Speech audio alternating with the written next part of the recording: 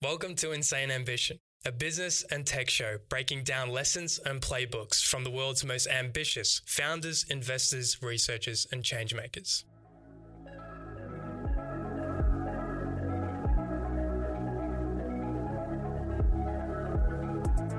Michael, welcome. Obviously, we've been planning this meeting for a while, and this is our first online podcast because obviously you're based in Sydney and our studios in Melbourne.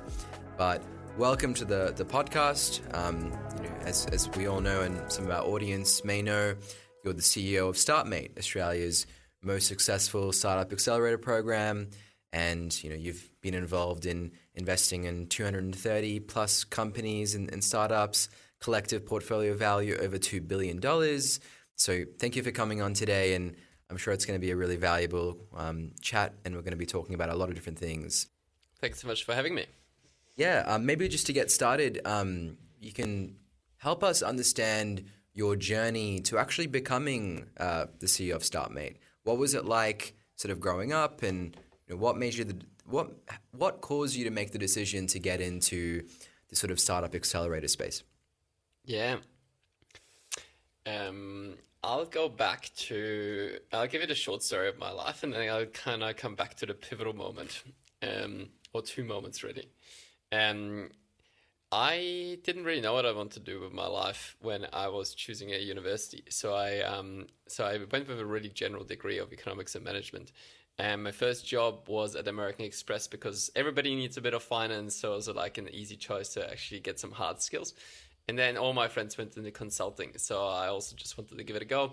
I worked at KPMG and PwC in Europe.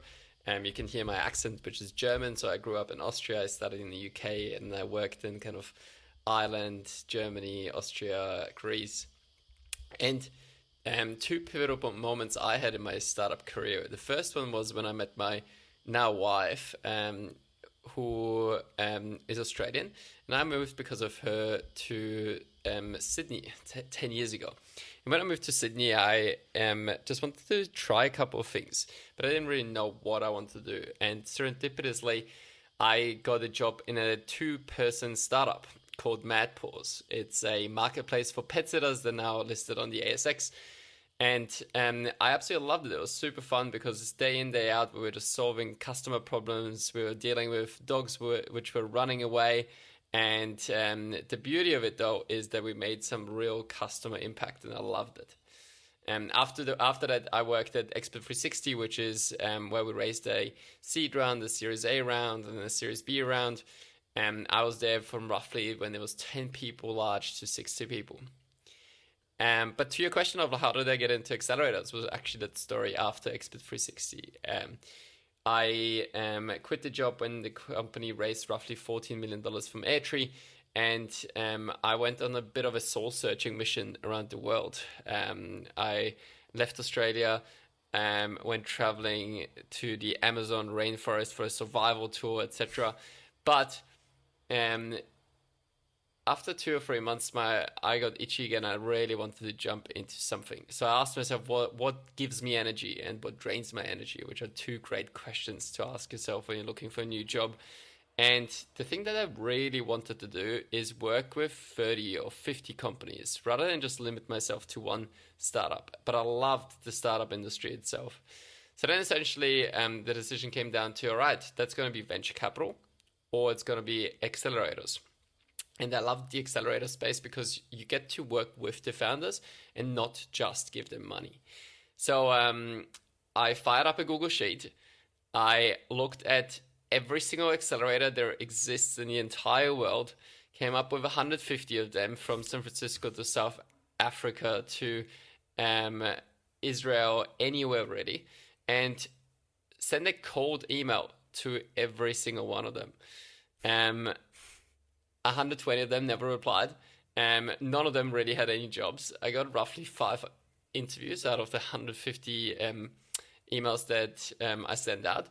And as serendipity had it, I ended up back in Australia, in Sydney. And that's how my journey led me back to Sydney and into Startmate. That is a wild story, I must say, Michael, because it looks like you went consultant to startup to Amazon forest to accelerator program. So you've got more experience than I have, and probably Ben and I have combined, which is very interesting. A lot to break down as well. Maybe we can go chronologically through the whole life story of Michael. As a consultant, what are the most valuable things that you learned from that experience, and how relevant are those experiences to what you're doing today?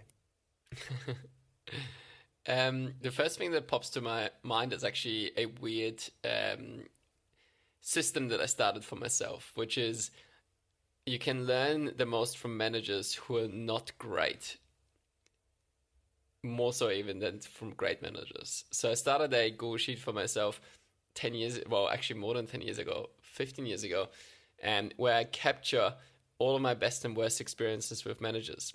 So often you're like, a great experience, you're like, of course, I want to be like that as a manager in the future. But also the terrible experiences, you're like, I will never become this person.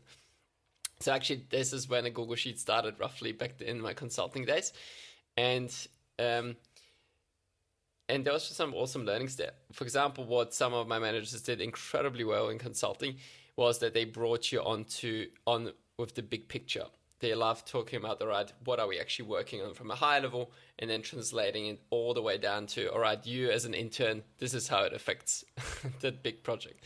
And that was super helpful in the super early days, because as an intern, in particular, you just think your work doesn't have any value. On the other side, what I didn't like about consulting was that so often you just did those massive projects for a month, 2, maybe 6 months, and you ended up recommending and making lots of recommendations to companies.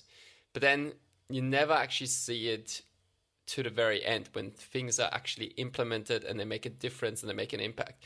All of that work just suddenly gets put into a drawer and never seen again. Or maybe it gets implemented, but you never see it the other side.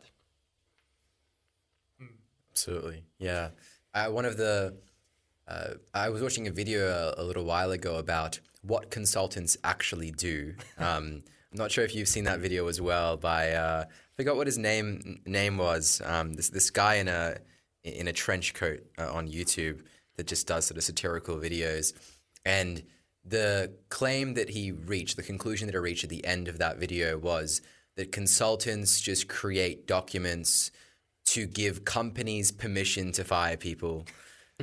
or to give companies permission to do something they were already going to do. Exactly. Yeah. They just use it to rationalize the decisions. Yeah, sadly, often it is a lot of confirmation bias. But yeah, my consulting career was short, fortunately, so I didn't stay around for much longer there. So then you went into the world of startups. How was that transition? What actually led to that moment? Yeah. Honestly, it was serendipity again, and it's something that what I call increasing your surface area for luck to strike. I'm one of those people who is so happy to ask for help on social media, online, ask a bunch of friends for recommendations, etc. Whereas so many people, if they want help, they just never do anything about it, and they almost expect the world to somehow help them. So the story here is that I was moving to Australia, on to the other side of the world. I'm from Austria, so it literally is on the other side of the world. And I didn't know a single person outside of my now wife who wasn't really working in this industry. So I posted it all over Facebook, and from one of the Facebook groups that I posted it on, I just posted, hey, who's got a job for me, internship, part-time, full-time, whatever it is, I'm coming to Australia. Ideally, I want to work in a bar. I really wanted to be a barkeeper, actually. I was on a work and travel visa. But a friend of a friend tagged somebody, and they tagged somebody else again. And through this Facebook post itself, I got connected to Alexis, who was the founder of MadPause. And at the time, he essentially said, hey, I don't have a job for you, but we're playing soccer on this rooftop. Why don't you come along?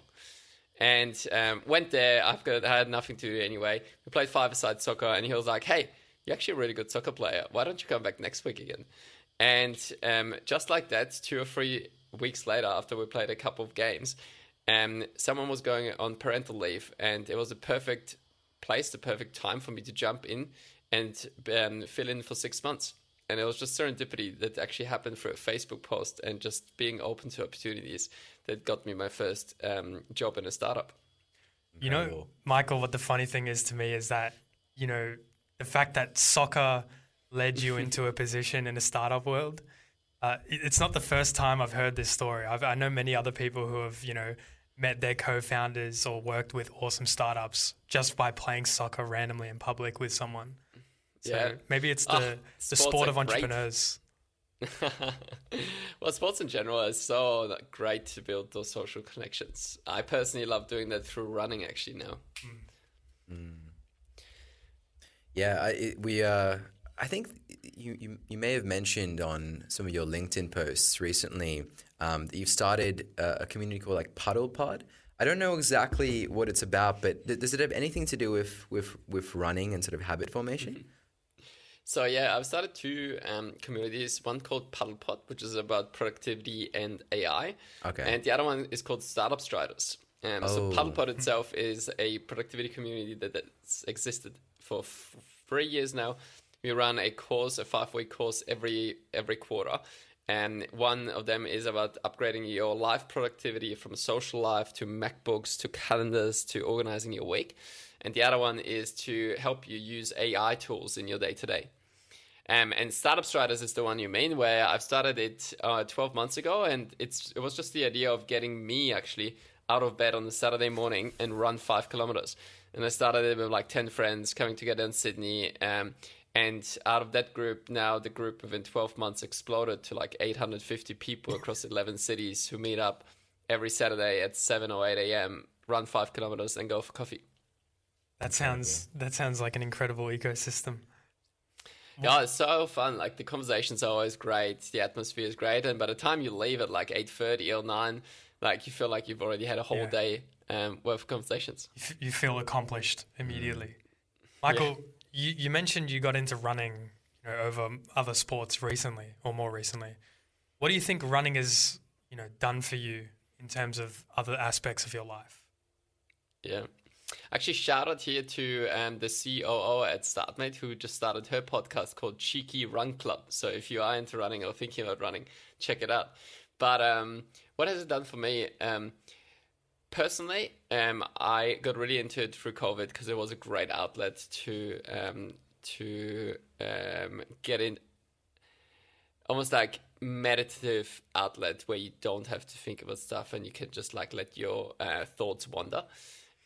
But now it's really turned into a social sport for me. I absolutely love running because I only really do it in groups now where I catch up with friends and we go for a really chill run at a talking pace. And for 30, 60 minutes, you just talk about everything and nothing. So it's actually a great one to get to know people better and or build new relationships.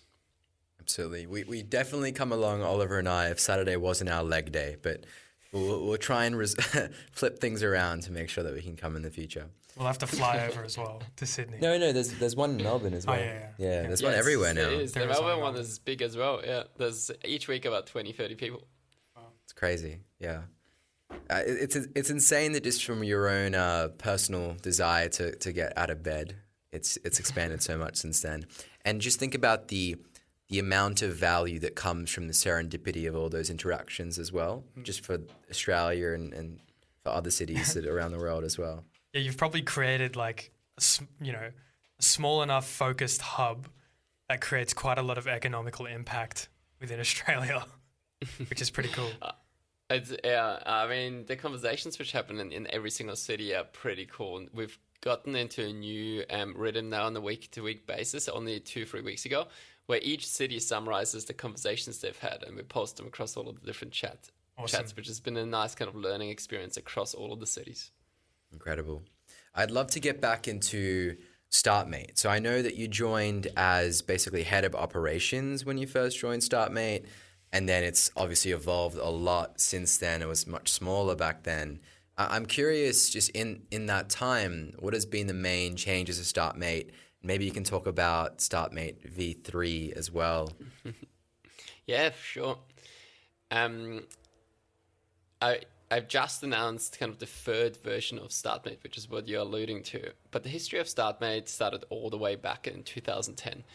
And in 2010, it was Nikki Shivak, who is the founder of Startmate, but also the founder of Blackbird Ventures, who had a startup in San Francisco, and he exited that. He came back to Australia and essentially was meeting so many great founders who were just as good, if not better, than their US counterpart. So him and 20 of his friends who are all founders and ex-founders said, why don't we all put $10,000 into a fund and invest into 5 companies? Super early, let's actually see if we can support them. The mantra was the same, or stayed the same and still is the same, which was founders helping founders. And that was kind of the beauty of Startmate. And Nikki started an accelerator that way. Every year they would invest in 5 to 10 companies, take them to San Francisco, and also help them grow from a sales, marketing perspective and fundraising perspective. In 2019, roughly, 2018, 2019, when I joined James Tynan, who is now a partner at SquarePeg. And we took it to the next level there, where we essentially said, now that we've backed almost 150 companies at the time, and they're raising so much money, the biggest problem which all of them have is growing a team around them. You're raising lots of money, what are you going to do? 80-90% of your expenses essentially are team expenses, but it's really hard to find great people. So we started with that phase of like, can we actually bring great talent from corporates, retail, hospitality, you name it, into startups and actually bring new people into it. So back then we started with a fellowship that had 6 people in it. And from the 6 people, all of them landed in startups, and it was a great success. From 6 people, we thought we were going to be super ambitious and double that to 10 people. And again, those 10 people were incredibly successful. And now that fellowship concept, we've actually evolved it into 3 different fellowships here, which is a women fellowship for gender diversity, where we've got about 200, 300 women every year go for it. And to explore startups, we've got a student fellowship for roughly 400 students every summer and winter holiday to explore startups. And we've got a climate fellowship for people wanting to explore climate solutions. And with Startmate for roughly 200 people as well. So that was evolution number 2, is essentially bringing talent into startups. And we also then started another program called First Believers for aspiring angel investors. So that was essentially our version 2, which was building an entire community around our founders to help connect investors, founders, and fellows. Version 3 is what where we just published a couple of days ago, is from an accelerator we turned into a community, and now we're building an entire Startmate nation. And the idea is that now that we have 1,000 people go through our Startmate programs every single year, the importance actually is to connect those people with each other. We want to connect those founders with the people who want to work for them, as well as invest in them. And we don't want to be waiting for the government. We don't want to be waiting for the ecosystem to come up with those different initiatives. The idea is that we actually can do that within Startmate. Our community is so massive now and so inspirational and ambitious that we can actually make those connections within Startmate itself. And that is what we're building over the next 5 years. Incredible. And any details to share on how that's going to work? Yeah, absolutely. So a couple of initiatives that we've started already, which are, for example, a launch club where our fellows go through our programs and then they actually are thinking about starting a company. So even before getting funded, they can now explore what is it like to start a company through our launch club. We've got another solution here for our fellows or anyone actually who wants to get hired by a startup, where we created a product called the Talent Engine. So if you just search for Talent Engine and Startmate on Google, it's going to come up. You can essentially see all of the different startup jobs and startups themselves hiring. So those are kind of like our products and solutions that we've built. But even beyond that, we want to be increasing the connectivity. So in the next 5 years, our goal itself is we are already one of the most active seed stage investors in the country. The goal is that we would be able to invest in 100 startups every single year. This is by 2028. That we'll be raising roughly $20 million every year, which is essentially a small fund every single year. And that we'll be able to get 6,000 people through Startmate every year and actually help them on those pathways to become founders or join startups. So that's our vision. If we can do that, Australia and New Zealand fundamentally change as countries, because at that scale, you actually have an entire innovation ecosystem just within Startmate. Incredible.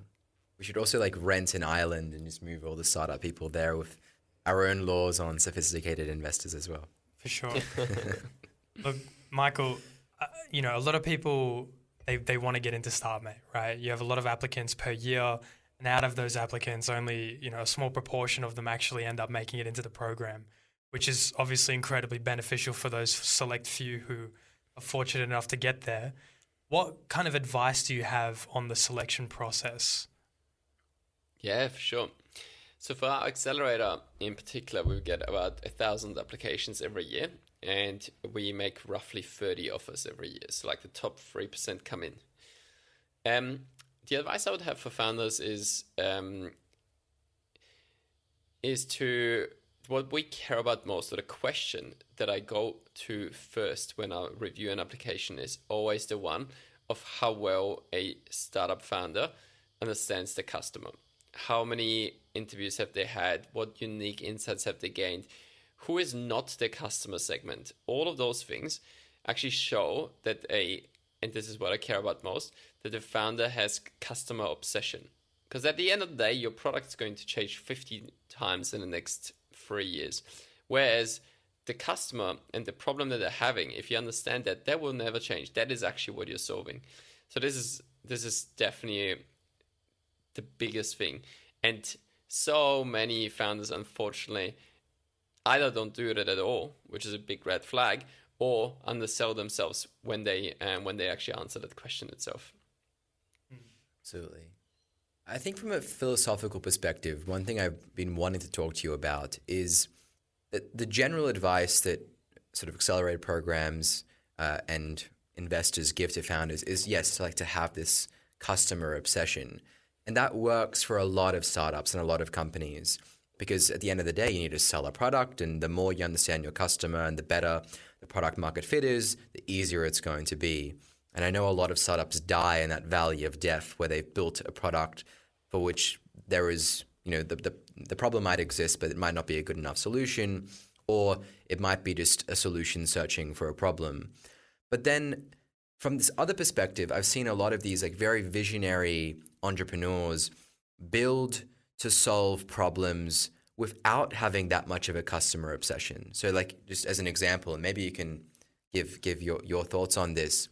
We have Elon Musk, who basically just cares about these systemic global issues. Like we need to bring humanity to Mars. We need to accelerate the world's transition to sustainable energy.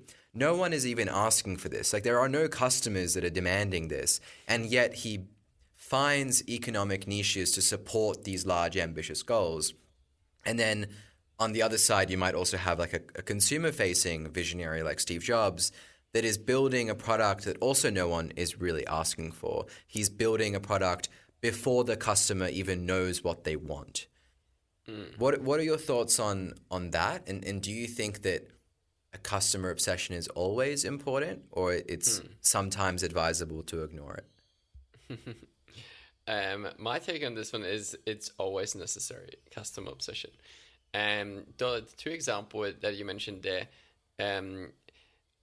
almost support the point itself, because even though it might, in those two cases, those two cases are quite unique, obviously, because you're talking about two billionaires who have enough money to support their vision, and whatever they want to build, they could actually build, right? So it's not a necessity for them to essentially even make sure that this enterprise of theirs is making money, right?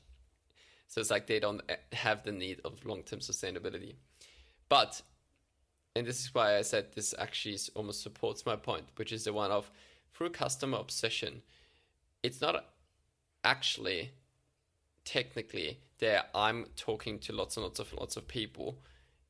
That's important. What's important technically is the insight at the end, that I actually understand that there is a problem here and it's big enough for me to solve that. So for example, in the Steve Jobs example here, even though your argument was he was building something beautiful even though nobody was asking for it, on the other side the argument would be even though people didn't know at the time that they needed it, there was actually an underlying need for a beautiful product to essentially use as a handheld device kind of thing. And the customer need actually was there and apparent. Yeah, reasonable. Yeah. Yeah, I mean, Changed my mind. I suppose as well, Ben, like you were referring to like two unicorns, right? So most people are not Elon Musk, right? And there is only one. Similar alike with a lot of other billionaires who are unicorns, who are just awesome in terms of like their productivity and what they're able to build. Early stage, obviously, like Michael suggested, it's important that you really understand exactly who you're selling to, what you're selling, what the value propositions are. Michael, I'm curious, how have you in the past helped people actualize, the value that they offer to a customer? I can actually tie this question together with the last one as well, which is like on customer obsession itself, because it is such a big focus on of Startmates. And also back to the previous point, the beauty of talking to customers is there's only two things that you really need to figure out. The first one is, who are you building it for? And the second one is what you're building the right thing? And by actually having those conversations, you can figure that out. So back to your question, which was how have I helped startups actually get there and figure out what is the right thing to build? And the first thing that we do at Startmate is in week 0, in our first week, we come up with really actionable goals. And the key word here is actionable. So often people set themselves lofty goals, but they have no idea how they're even going to get there. So the goals that we set are always around, they're always around an output itself, which is, for example, revenue or contracts signed. But, and even more importantly, there's an input goal. What am I going to do every single week that if I do that will actually get me to the output goal? Because the output goal, every single week you can tell me, oh my God, I didn't get to my revenue target, and I've got 15 excuses of why I didn't get there. Whereas if you set yourself the input goal, I'm going to email 100 people, I'm going to cold call 20 people, I'm going to actually do 5 demos every single day. That is something that only you, that is 100% in your control, and you essentially don't have excuses if you don't do it. So this is number one, is we set really actionable goals. The second thing then is every single week we check in on those goals and how you're going on them. So what have I done to help founders on that journey? Often it is about reducing the stress of somebody to reach out to someone else. We so often have really technical founders, or founders who've got PhDs, or founders who have their whole life kind of set behind the desk but never actually talked to someone. Often people self-describe themselves as not a salesperson. And so often it's about reducing the fear of actually talking to someone. So 2 examples. Number one is, for example, for one of the teams, we did a little competition. Whoever calls the most customers that week wins a case of beer. Honestly, it worked incredibly well. And just even for the first week, because then after that, that fear itself resolves itself pretty quickly. The second one, which we did across the whole cohort, which was also really fun and worked really well, is something that we called rejection therapy. We all have a fear of being rejected. But if you get rejected 50 times, it actually gets easier after the 50th or the 100th time. So essentially what we said is, out of the whole cohort by the end of the week, who can actually get the most rejections? And it was a competition to get not the most sales and revenue, but it was a competition to get the most rejections, to get over that fear of just calling customers and having a conversation. Fascinating. Yeah, it's extremely, extremely valuable to do that. And I think even us as founders, we sometimes struggle to set goals that are input goals that are, we're going to be talking to this many customers. We have these like large, ambitious enterprise deals we want to close. But what is in our control is not whether that customer ends up signing. It's how many calls did we do this week and how many opportunities did we line up. So something to think about. And building that habit as well, to just do it every day. Like some of our alumni now have essentially like an hour every single day allocated towards marketing or sales, and they do all of their sales calls at like 4 to 5 and they know like as soon as the clock turns to 4 o'clock, this is it. They are switching everything else off and just doing customer calls. And if you do that every single day for a couple of weeks, I can guarantee you your business is actually in a very different place. That's good advice. Very true. Very true. I'd like to go back to the sort of structure of Startmate and the fact that it's relatively unique in the sense that it's mentor-driven seed funds, that everyone that determines whether or not you get into the accelerator is actually going to be putting capital behind you and therefore like incentivized to help you over that sort of 12-week program. What do you think are the advantages of that?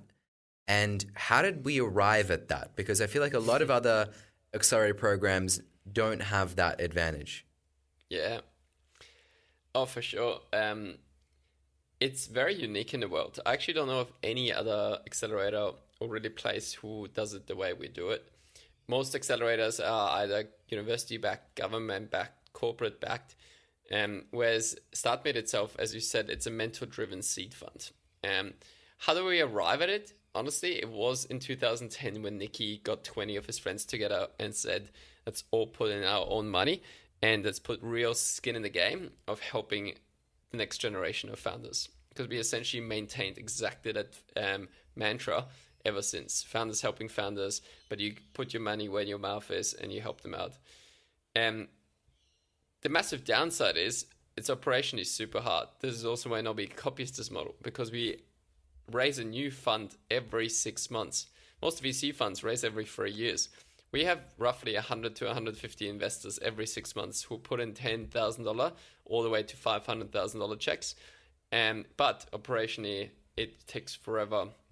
Lots and lots of legal docs, and we have now perfected this style of fundraising, but it is incredibly hard.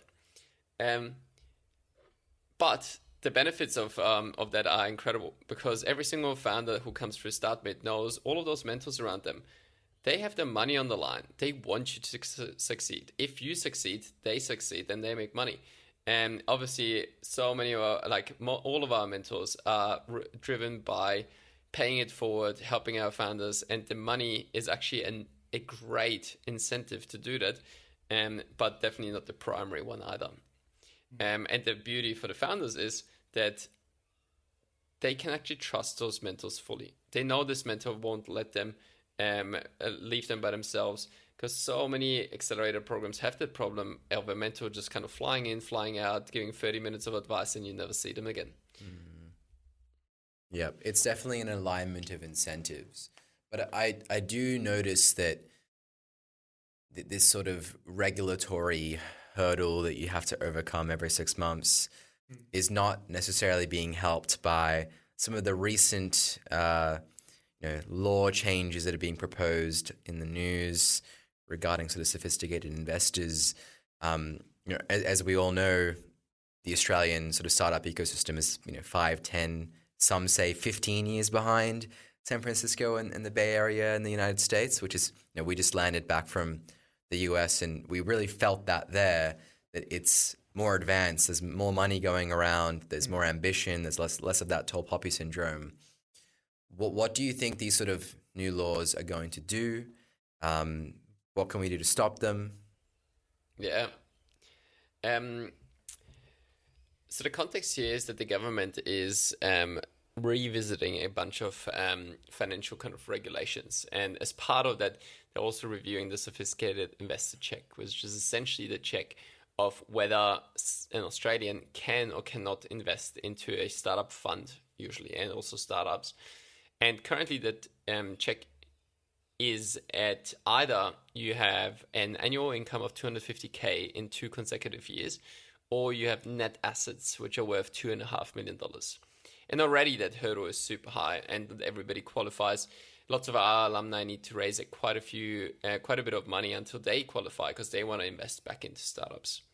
The proposed changes one of the proposals is to bring it up to $450,000 annually and or $4.5 million of assets, which essentially puts us back by a good 20 years. Like right now, I think roughly 10 to 16% of the population qualify. on the current test, but it puts us all the way back to like 1% of the population qualifies. So it would be a massive impact on the entire Australian ecosystem. It's still really early days. Like those suggestions have not been recommended to the government yet. It's still a long process to actually make them happen. I mean, hopefully they don't happen. Conceptually speaking, I think it's a terrible idea. The test itself is called a sophisticated investor check, but yet it only checks whether somebody has a lot of money. It's got nothing to do with sophistication. So as you can tell, I mean, my take on this is it should be absolutely based on knowledge and awareness, right? Because what you're actually trying to protect is people knowing what asset class they're investing in. So that's an easy way to, for example, say anyone who went through the Startmate First Believers program or Airtree's Explorer program or the UNSW Angel Investor course has enough knowledge and skills to actually be able to invest the money. So there's definitely great courses, for example, already out there where you could make it knowledge-based rather than asset-based. So, Michael, are they proposing this change to protect the investor?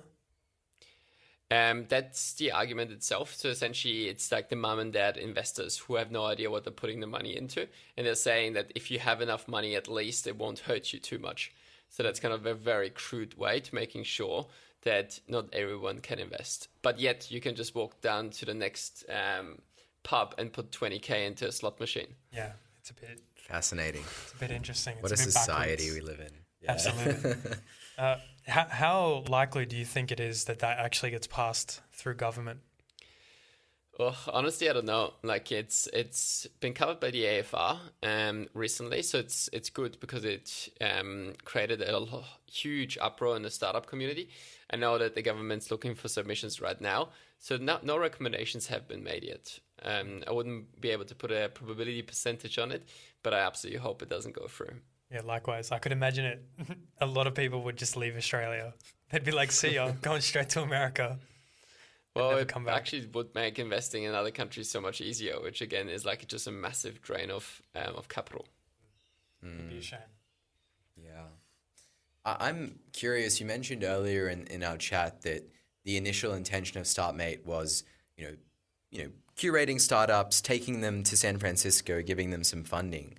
Do we still do that? Do we still take them to San Francisco? Or are we changing strategy and trying to keep them in Australia? No, absolutely. Like even when we took them to San Francisco back in the day, and by the way, we're actually bringing that back again at Startmate this year.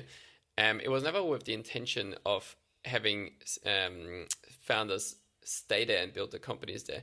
So often, two things really happened when you went to San Francisco, and this is why it's so worthwhile going to San Francisco, Silicon Valley. The first one is the culture of San Francisco and Silicon Valley is actually pretty incredible.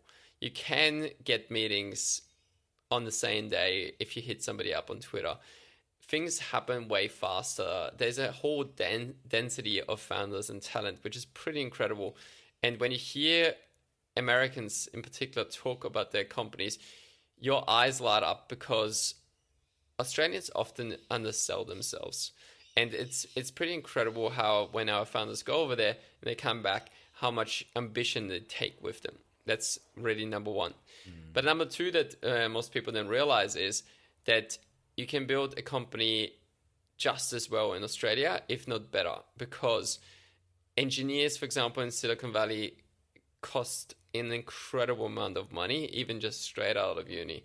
Whereas you can actually build an incredible team in Australia much cheaply with less competition and with so much more support than you would get over there as well. So it almost motivates you to build the company back home, even more so.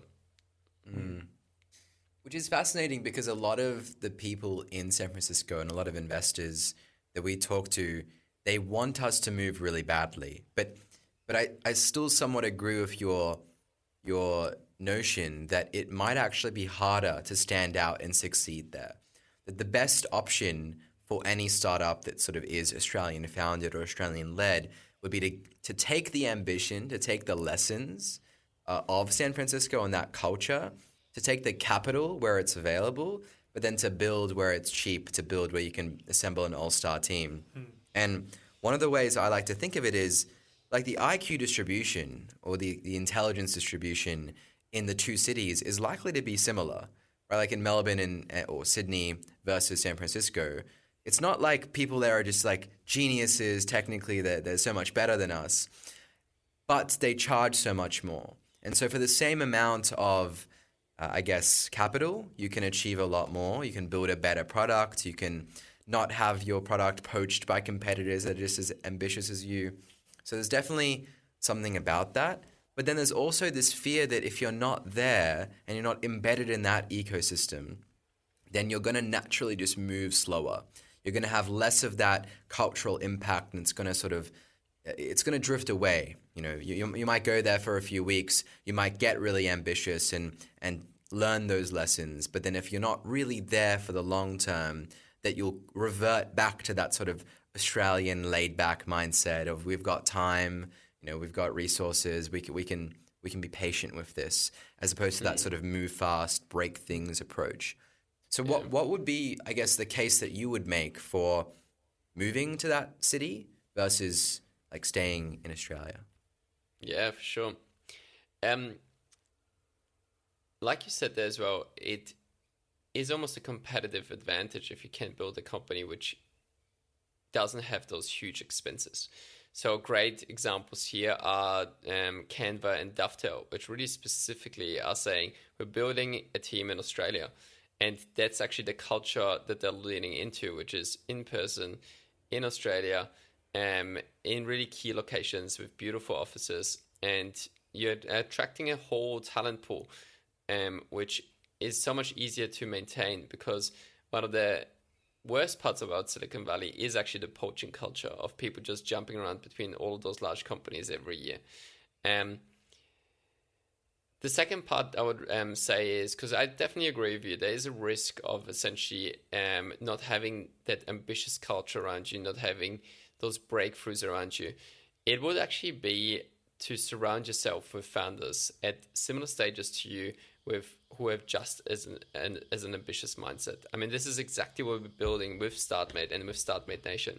The idea is to surround people with like-minded people who are pushing themselves, not no-sayers, not anyone cutting other people off because there's a tall poppy syndrome. Startmate and all of our founders have that super ambitious mindset, and that's actually the beauty of the cohorts of every single accelerator, where 15 companies come together and suddenly on day one they realize, oh my God, all of those people around me have the same problems as I do, the same ambitions, and within 24 to 48 hours, they're friends and they actually support each other, push each other. And that's exactly the kind of mindset you want to cultivate. So my advice here would be surround yourself with those people, find those people around you. And I'd say the challenge behind that would probably be how many people have the right mentality in Australia, because of how, you know, we're culturally set and brought up. Like, one of the most impressive things about the San Francisco community is the fact that you get all of these people from all different sides of, you know, parts of the world come to this place where shit is just done and it's built and it's done well, right? So you've got all this talent, this massive talent pool that just aggregates together in this one location. Australia doesn't have that that culture, right? Like, we don't get as many people coming here and being like, oh, we're going to come to Australia and run a startup, right? Usually it's like an Australian who's considering leaving because it's not prevalent enough here. But yeah, it's definitely a challenge, that's for sure. Absolutely. I mean, this is exactly the kind of culture we are creating at Startmate and the kind of people we're bringing together. Because I totally agree with you, that is a problem, and it is almost like a problem on a whole national level. But you're trying to essentially create that kind of group of 3 to 5 people around you. You don't have to have 100 friends. You're actually trying to find those 3 to 5 people who can push you and support you. Absolutely. One of the things I think Oliver and I really enjoyed about San Francisco that I'd like to see in Australia is the hacker house culture. So we actually stayed at a hacker house in San Francisco called the Embassy. And, you know, it was a sort of communal style hacker house. Food was shared. There was dinner table conversations ranging from AGI to immortality to, you know, the future of the human race. And it was just very nonchalant. Like everyone just thought, yeah, this is exactly what we talk about every dinner. It's very normal. Yes, I want to be immortal. What's wrong with you? Why do you want to die? Things of that nature. And it was just very shocking to see, but it was also extremely intellectually stimulating. Yeah.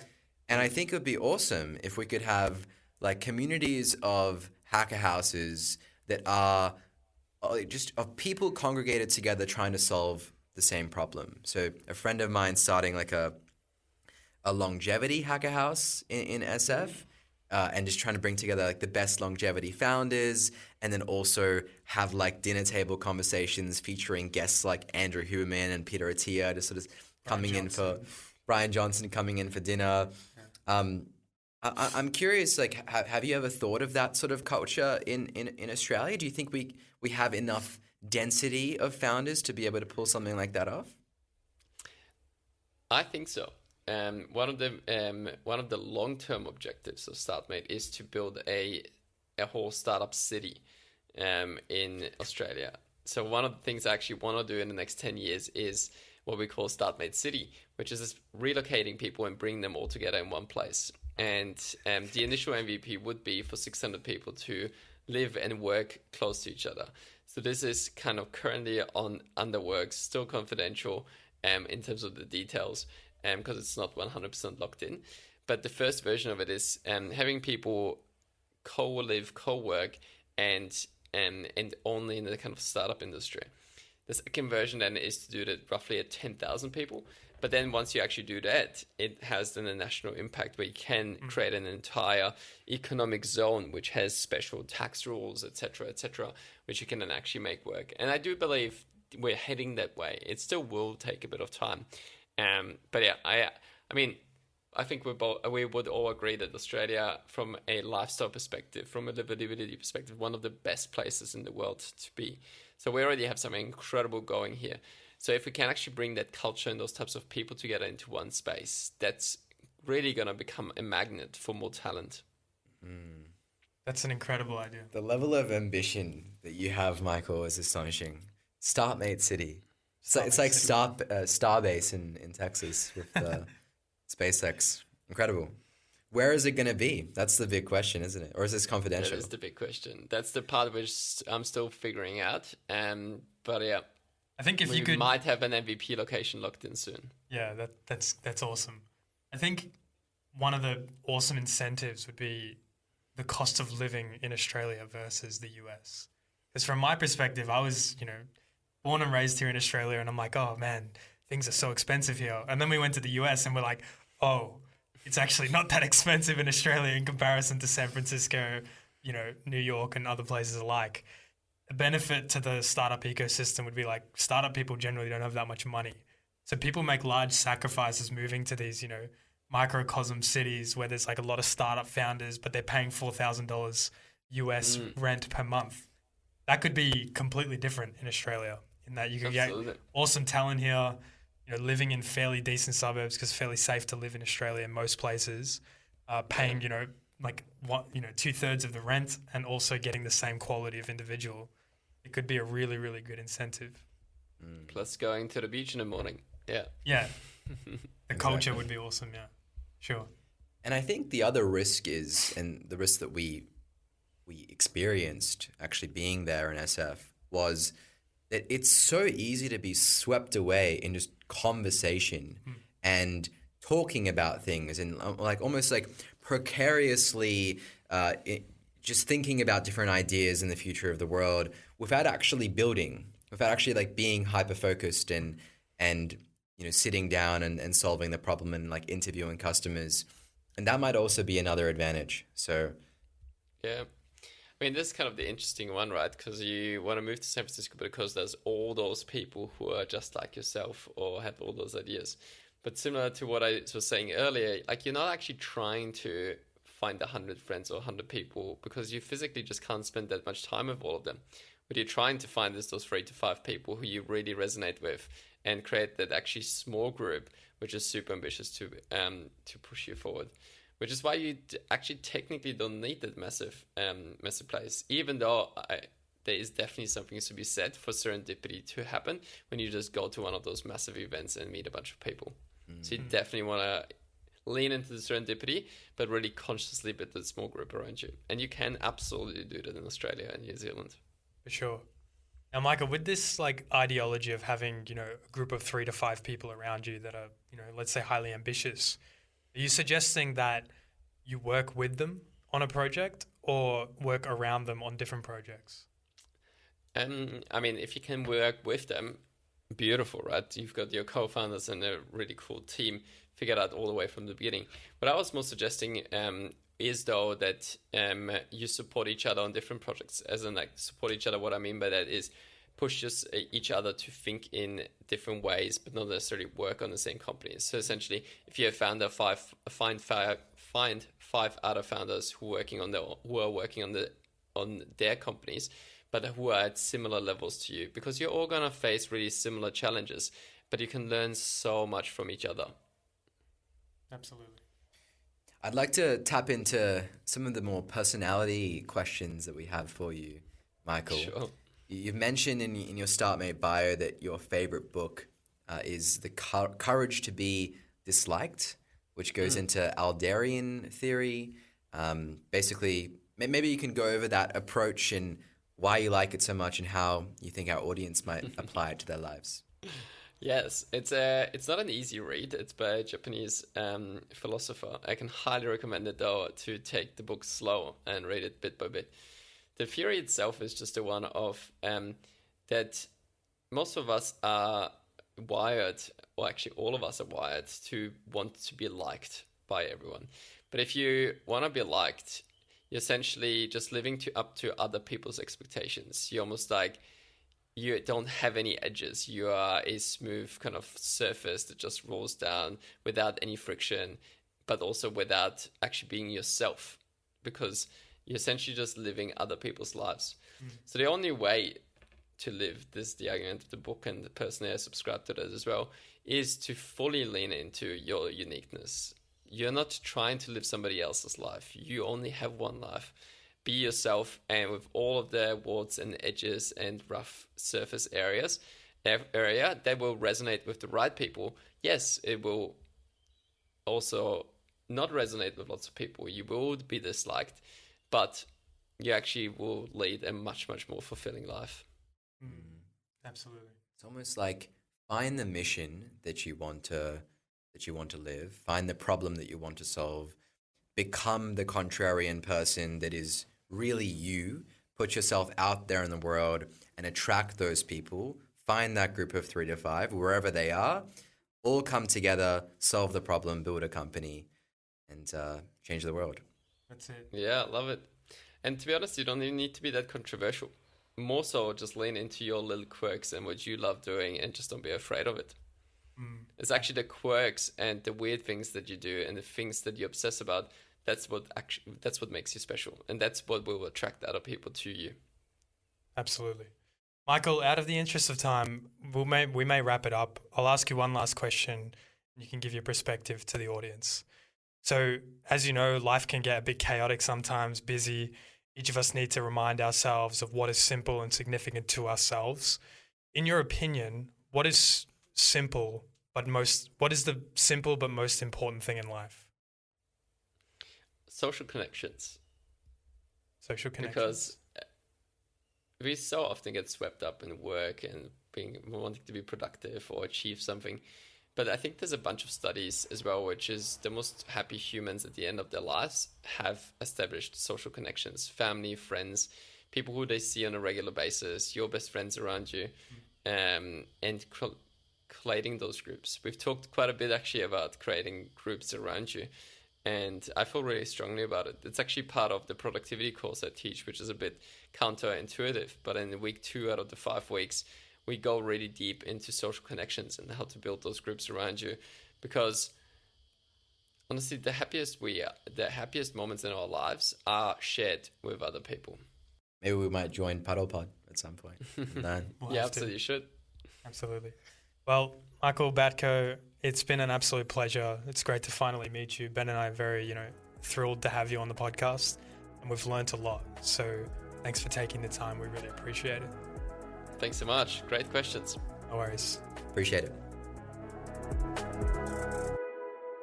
If you like this studio, you like this podcast and the space that we're in, or if you're seeking a dynamic and collaborative environment to fuel your success, don't miss out on Melbourne Connect Co-working. They are now offering an incredible 25% discount on 12-month memberships when you quote ambition in your inquiry. Follow the links in the description to learn more.